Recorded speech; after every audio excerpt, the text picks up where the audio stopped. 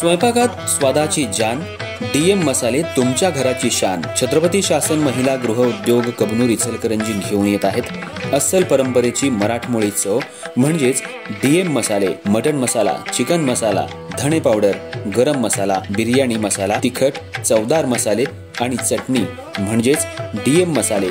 तर आजच आपल्या जेवणाची रंगत वाढवण्यासाठी केमिकल विरहित डीएम मसाले, गृहिणींच्या मनातले मसाले आणि चटणी अवश्य वापरा। डीएम मसाले महिला बचत गटाद्वारे करणारे स्वच्छ माफक दरामध्ये म्हणजेच डीएम मसाले। संपर्क दिव्याताई मगदूम, मोबाईल 91 30 80 22 55।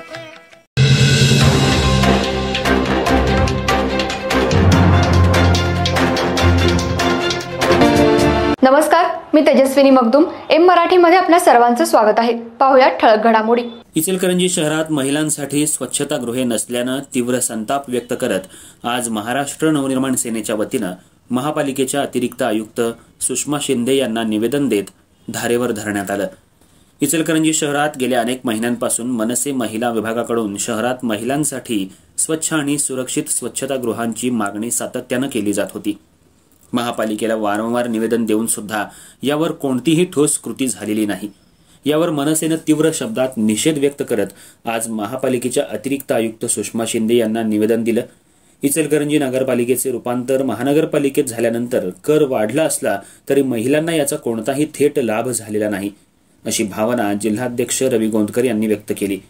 तर महिला शहराध्यक्षा रसिका शिंदे यांनी शहरात महिलांची लोकसंख्या लक्षणीय असूनही त्यांच्या मूलभूत गरजांकडे महापालिकेचं दुर्लक्ष होत असल्याचा आरोप यावेळी करण्यात आला। विशेषतः आठवडी बाजार, सार्वजनिक ठिकाणं आणि मुख्य रस्त्यांवर महिलांसाठी स्वच्छतागृह नसल्यानं महिलांना मोठ्या अडचणींचा सामना करावा लागतो, असं मत त्यांनी मांडलं। तसंच निवेदन देत शहरात महिलांसाठी लवकरात लवकर स्वच्छ आणि सुरक्षित आणि वापरायला सुलभ अशी स्वच्छतागृह बांधण्यात यावीत, अन्यथा आंदोलनाचा इशारा देण्यात आलाय। दरम्यान निवेदन देण्यासाठी महापालिकेच्या प्रवेशद्वाराजवळ महाराष्ट्र सुरक्षा बलाच्या कर्मचाऱ्यांनी मनसेच्या कार्यकर्त्यांना अडवल्यानं तणाव निर्माण झाला होता। याबाबत अतिरिक्त आयुक्त सुषमा शिंदे यांच्यासमोर ही बाब उघडकीला आणून दिल्यानंतर शिंदे यांनी पुन्हा असं होणार नाही अशी ग्वाही दिली।